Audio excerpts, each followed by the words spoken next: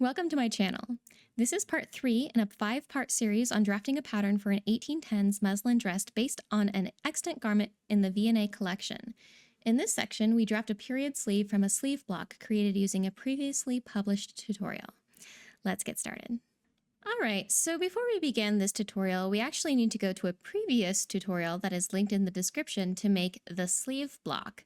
And the information you will need for this sleeve block is the height of the avatar, which is 65.5 inches, the arm side of the garment, and so to get that, you're actually going to go here to the bodice, and you're going to use the edit pattern tool and then shift click all of these lines that are on this side. So that's the strap, this side of the front band, this part of the bodice, this part of the side, this part of the back, and then this part of the back band. So all of that together, you can see following my cursor, for me is 17 inches. But that's going to be different based on how you draped this in part 1 of this tutorial series. All right, the next piece of information you'll need is the desired amount of ease, which I am saying is 0 since we'll be adding that in later in the tutorial. And then the era of the garment, we're going to say 18th century because that's going to make this shorter sleeve cap. I tried it with the 19th century setting, and it honestly looks more like a late 19th century sleeve than an early 19th century sleeve. So I opted to go with the 18th century sleeve cap for that reason. Once you have that sleeve block, you'll see it already has the annotations from the previous tutorial. And of course, the last step is to put it on your avatar's left arm. So there we go. So all of that, making this block and putting it on the arm is step 1 of this tutorial series. So you'll notice that nothing's sewn yet. So we really only did steps 1 through 8 of the block in that previous tutorial. All right, now that we have this sleeve, let's go ahead and add some fullness to the sleeve cap. So I'm going to the fullness line tool, and that is right here in the 2D toolbar. You have to click and hold on fullness point to find fullness line. And then I'm just going to click point C down here on the sleeve and then point F here. That'll be one part of my fullness line. And then the other part, I'm actually going to go from this notch to this notch. So that's point 2 all the way to 0.5, and I'm going to that second part of that notch. And then this dialog box will open for direction. We want to say both. And then the slash line length down here, we want to be 12 inches. And so that's going to give us all of that ease that is going to gather into the top of the cap. Go ahead and click OK. All right, moving on to the next step, we're just going to go to the Edit Curve Point tool, which is the V hotkey. And right here in the 2D toolbar, if you click and hold on Edit Pattern, you can find Edit Curve Point. And we just want to, we don't really need this little dip down here. We're just going to smooth that out. So I'm going to click point, that's curve point 1, and just hit delete on the keyboard. That's 0.6, hit delete there. And I'll go ahead and delete those annotations as well. And then we want to grab the Edit Pattern tool. That's the Z hotkey, and right here in the 2D toolbar. And I just want to click point D and delete it. So when I click that point, it gives me the option to click the internal line. I just want to make sure I'm deleting the pattern. So click Pattern, and then just hit delete on the keyboard. All right, the next step is to narrow this cuff to the width that we want. So I'm going back to that Edit Pattern tool, or the Z hotkey, right-clicking line CF, and then choosing change length. And now I'm just going to type in 8 inches, and for direction I want to be both, which will keep that cuff centered in the middle of the sleeve, and then click OK. And now I actually want to tilt this bottom line, this cuff line, a little bit towards the front to kind of give that natural bend in the arm so there'll be a little bit more length. So to do that, I'm going to go to the Transform Point Segment tool, and that's right here in the 2D toolbar if I click and hold on Edit Pattern. And there is no hotkey for this for some reason, so just go ahead and select that tool.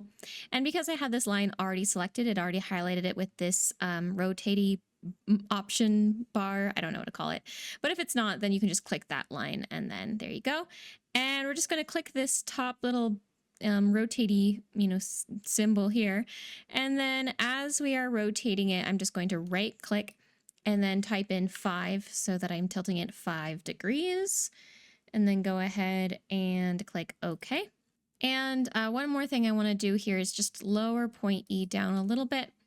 It'll help kind of true up these curves now that we've lengthened this line. So actually to do this, I think the easiest way is to go to the Edit Pattern tool or the Z hotkey, click point E, and then just click your down arrow once on your keyboard.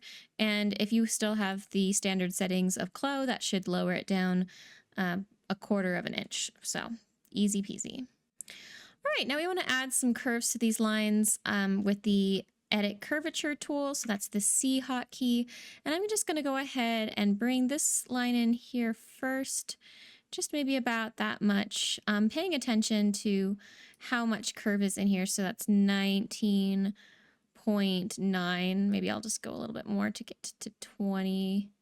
Oh, maybe I'll do... yeah, let's leave it at 19.9. I don't want too much curve going in there. I'm kind of paying attention to these angles up here and down here. But then I want to make sure I'm curving the front of the sleeve so that it's the same length. You can see that one's 19.4. And I want to kind of pull that one in more so that it is 19.9 like the other side is, so that they are trued together. Once they're trued, we can go ahead and sew this underarm seam with the segment sewing tool. That's the N hotkey, and it's right here in the 2D toolbar. Just click one side, line AC, and the other side, line EF. And that'll sew that nicely.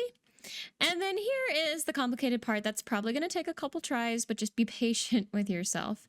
We're going to sew the sleeve to the bodice. And I know that I have in previous tutorials annotated all of this side and not this side. I'm just going to go ahead and annotate this really quick so that you can follow along easier. All right, so I have K, H, I, M, O, L, and K, and these points are actually sharing those letters. So a little bit confusing, but just bear with me and we'll try to get through this together. So, all right, we're going to use the M to N free sewing tool, and that's right here in the 2D toolbar. Free sewing is this one, and it does have a hotkey M, but we need the M to N free sewing tool. So go ahead and select that. And the first thing we're going to do is click H on the band front and then I on the band front. Okay. Then I on the bodice front and then M on the bodice front. Okay. M on the bodice side, O on the bodice side, O on the bodice back, L on the bodice back, and then lastly L on the back band and then K on the band back. So once all of that's selected, it's very important that you now press enter, and then you've told CLO that that is all one side of the sewing. All right, the other side of the sewing, we're actually going to start right here on the sleeve. So we're going to click point 2, and then we're going to click point A, and then we're going to click point E, and then instead of clicking point 5, we're going to actually go past point 5 to this blue dot, which is telling us that these lines are trued, because we want the underarm to be sewn to the bodice with no ease. We just want to fit perfectly. So go ahead and go to that blue dot and then press enter. And then that will complete that side of the sewing, and it will automatically sew all these things. All right, so then, you know, the whole underarm part of the sleeve is sewn. So now you can sew the cap. And so the cap is actually much easier. We're going to start at point H and then click point K. I still have the M to N free sewing tool. So that's one complete side. I'm going to go ahead and press enter, and then I'm going to click point 2, and then instead of clicking the blue dot, or instead of going all the way to point 5, I'm just going to go to where the previous sewing ended and click there so that there is no overlapping seams and there is no gaps. So with that, I'm going to go ahead and press enter, and there is my cap. And I am actually going to check that this worked by hitting simulate on my keyboard to make sure that everything is fine. And it looks like it is. We're pulling the sleeve off her a little bit, but no catastrophes. If you did end up with some catastrophes, then you can either delete your sewing using the edit sewing tool or the B hotkey, or you can just undo on your keyboard, Control or Command Z until it goes back. So Usually I find it's easier to restart a complicated sewing job like this than it is to like try to figure out where it went wrong and just delete pieces at a time. All right, so there's a sleeve. Now we're going to duplicate it. It's pretty much done now. So let's go ahead and go to the transform pattern tool, or the A hotkey, and that's right here in the 2D toolbar. Click the sleeve, and on the keyboard, Control or Command D to duplicate with symmetric sewing.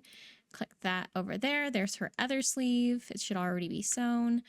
And yep, looks nice. All right, and then we're just going to apply shirring to the top of the sleeves, just like we did with the bodice, which is just going to help give that nice gathered definition. It kind of looks pretty bad right now because I'm simulating at a particle distance of 20, and so it's going from like, you know, a lot of definition in the mesh to like not very much. But once we simulate this at a higher level, it'll really help. So I'm going to go back to thick textured, and then I'm just going to go to the edit pattern tool, and then I'm going to click lines 2B to B and lines B5. So shift click those. And then I'm going to go to the property editor and then choose shirring, and it's right now set to off. We're going to turn that on. These little squigglies will appear in the 2D pattern, and I can go ahead and press space to simulate. And there are our sleeves. Nicely done, everyone. Let me know if you have any issues in the comments, and I'm happy to help, and I'll see you in the next tutorial.